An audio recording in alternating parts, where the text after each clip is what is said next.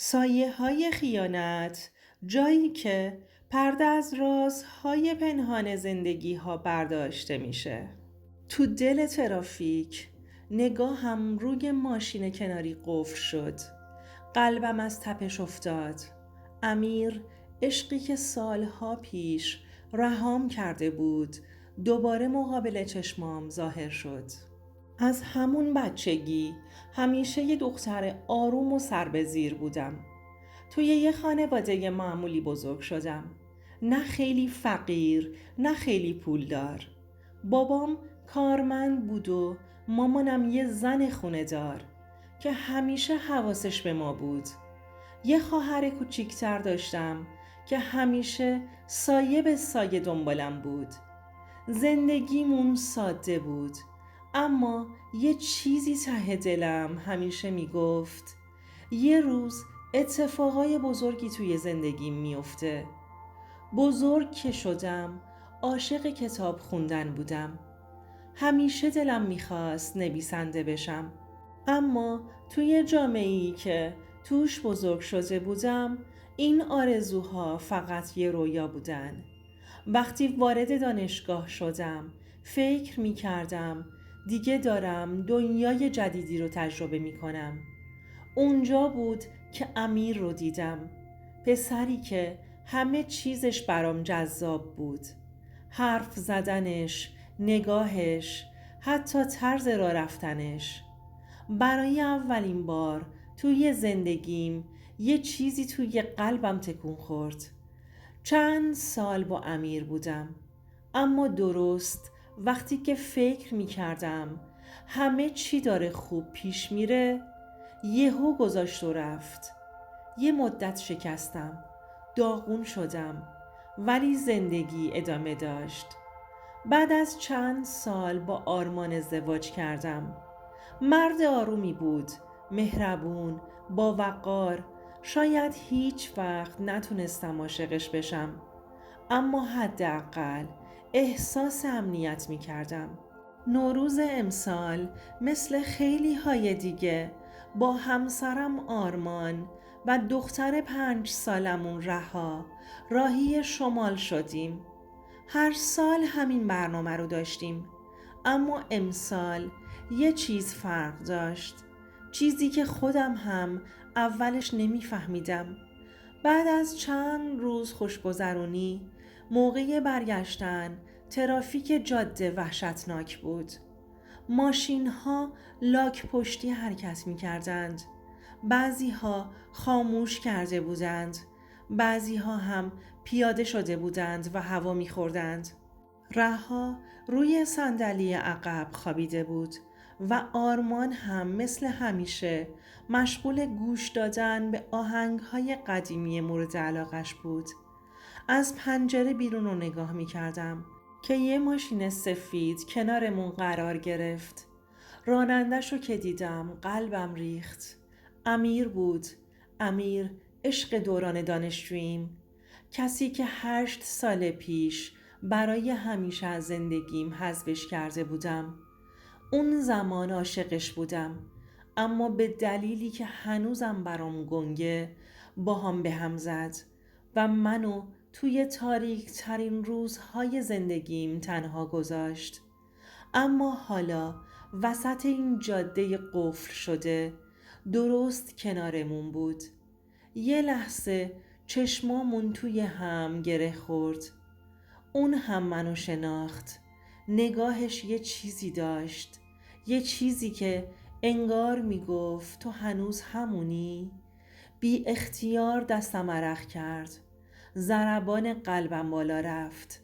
سعی کردم عادی رفتار کنم.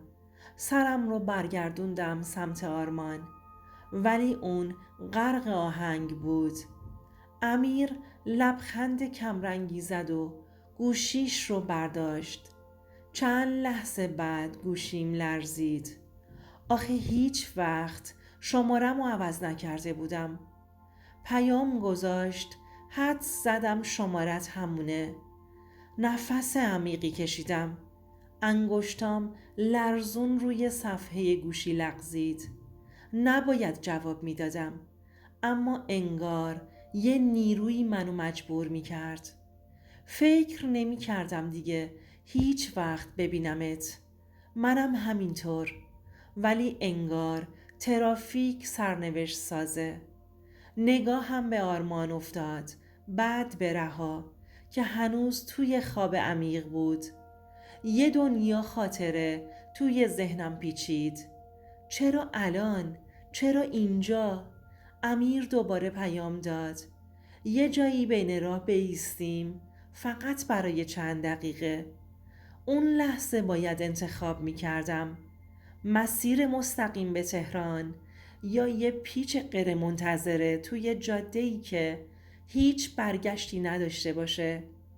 فقط چند دقیقه. دستم بی اختیار رفت سمت فرمون آرمان. ذهنم پر از هزاران سوال شد. واقعا چرا این اتفاق باید همین حالا بیفته؟ آرمان هنوز توی دنیای خودش بود. ولی حس می کردم حتی اگه یه ثانیه دیگه صبر کنم این فرصت از دست میره. پیام نوشتم نمیتونم. خانوادم با منه. جوابش سریع اومد. فقط یه قهوه. فقط چند دقیقه. نمیدونم چی شد که موافقت کردم. شاید حس کنجکاوی. شاید خاطراتی که یهویی زنده شده بودن. چند کیلومتری جلوتر یه استراحتگاه بین راهی بود. به آرمان گفتم که باید یه توقف کنیم تا رها دستشویی بره و کمی استراحت کنیم. اونم بی حرف سرش رو تکون داد. شاید خودش هم از این ترافیک لعنتی خسته شده بود. وقتی ماشین رو کنار پارک کردیم، امیر دقیقاً چند متر اون طرفتر توقف کرد. آرمان پیاده شد تا برای رها خوراکی بگیره. همون لحظه امیر پیاده شد و نزدیک اومد. ایستاد. چند ثانیه به هم نگاه کردیم. انگار همه اون سالهای دور دوباره زنده شدن. خوبی؟ صدای آرومش توی گوشم پیچید. لبخند کمرنگی زدم ولی چیزی نگفتم. گفت خیلی حرف ها هست که باید بزنیم. دلم میخواست بپرسم الان اینجا بعد از این همه سال، اما هیچ چیز نگفتم. فقط به اطراف نگاه کردم که آرمان ما رو نبینه. آرمان هنوز داخل فروشگاه بود. چشمام به دخترم رها افتاد که از پشت شیشه ماشین به ما زل زده بود.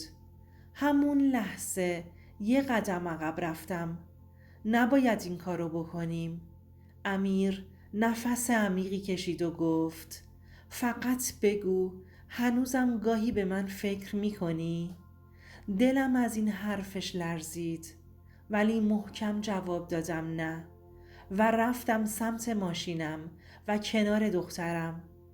اون توقف تو استراحتگاه میتونست یه عمر حسرت رو توی دلم بذاره. چشمام رو بستم و دستم رفت سمت دکمه خاموش کردن گوشیم. چون امیر برام توی گذشته مونده بود، اما آرمان و رها آینده زندگیم بودن. گاهی بعضی درها رو نباید باز کرد، حتی اگه یه لحظه وسوسه بشی، حتی اگه گذشته جلوی چشمات ظاهر بشه و قلبت بلرزه. یه لحظه فکر کن، اینو بدون که ارزشش رو داره.